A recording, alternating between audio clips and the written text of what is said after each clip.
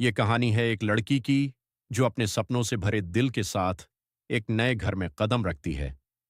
हर लड़की अपने ससुराल में एक नया घर ढूंढने जाती है, लेकिन क्या हर घर उसे अपनाता भी है?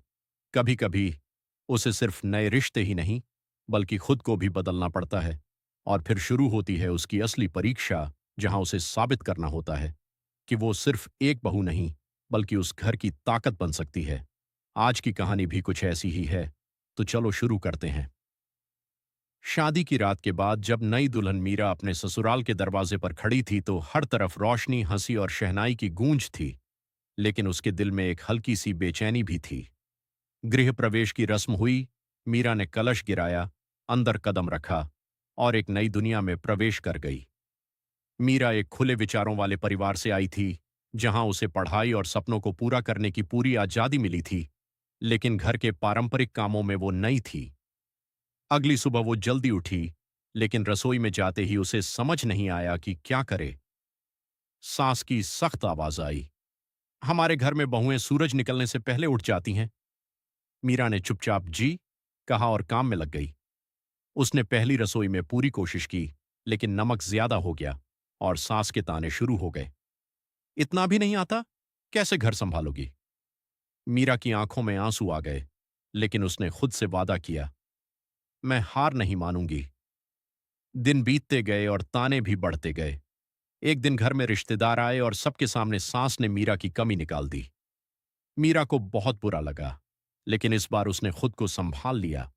इसी बीच आरव अपने काम में इतना व्यस्त था कि वो मीरा का दर्द समझ नहीं पा रहा था। जब मीरा ने उससे मदद मांगी तो उसने थके हुए लहजे में कहा, मीरा, प्लीज, अभी नहीं। और उस पल मीरा खुद को बिल्कुल अकेला महसूस करने लगी। इसी दौरान आरव के काम में बड़ी परेशानी आ गई। एक अहम प्रोजेक्ट फेल हो गया और वो पूरी तरह टूट गया। उस वक्त मीरा ने खुद को नहीं बल्कि आरव को संभालने का फैसला किया। वो रात रात भर जाग कर उसके साथ बैठी, उसके काम को समझा और अपनी पढ़ाई का इस्तेमाल करते हुए उसके बिजनेस के लिए नई नई प्रेजेंटेशंस तैयार की। वो उसे समझाती, हार मानने से कुछ नहीं बदलेगा, हमें तरीका बदलना होगा। धीरे धीरे आरव को एक नया मौका मिला और उसका काम फिर से संभलने लगा।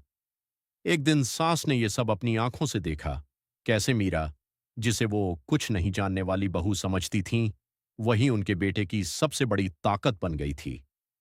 इसी के बाद घर में करवा चौथ का त्योहार आया। ये मीरा का पहला करवा चौथ था। सास ने कहा, ये व्रत आसान नहीं होता, तुम्हें नहीं रखना है तो मत रखो। लेकिन मीरा ने मुस्कुराकर कहा, नहीं माँ जी, मैं रखूंगी। पूरे दिन बिना पानी के रहना उसके लिए मुश्किल था, फिर भी वो घर के काम करती रही। शाम को जब सब चांद का इंतजार कर रहे थे तो अचानक मीरा चक्कर खाकर गिर पड़ी। सब घबरा गए। आरव दौड़कर उसके पास आया और सास की आंखों में डर साफ दिखाई दे रहा था। जब मीरा को होश आया तो सास ने उसका हाथ पकड़कर कहा, तुम्हें खुद को इतनी तकलीफ देने की क्या जरूरत थी? मीरा ने मुस्कुराकर जवाब दिया, क्योंकि ये सिर्फ व्रत नहीं, रिश्ते निभाने का तरीका है। उस पल सास के दिल में कुछ और पिघल गया। कुछ ही दिनों बाद घर में एक और मुश्किल आई। ससुर जी की तबीयत अचानक खराब हो गई। वो गिर पड़े। उस वक्त घर में कोई नहीं था। मीरा ने बिना घबराए तुरंत एम्बुलेंस बुलाई, डॉक्टर से बात की और उन्हें अस्पताल पहुंचाया। पूरी रात वो उनके साथ रही। जब आरव और सास पहुंचे तो उन्होंने देखा कि मीरा सब कुछ संभाल चुकी थी।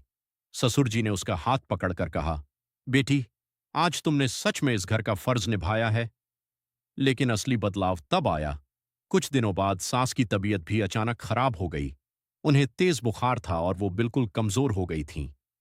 इस बार मीरा ने बिना कुछ सोचे पूरी जिम्मेदारी अपने हाथ में ले ली।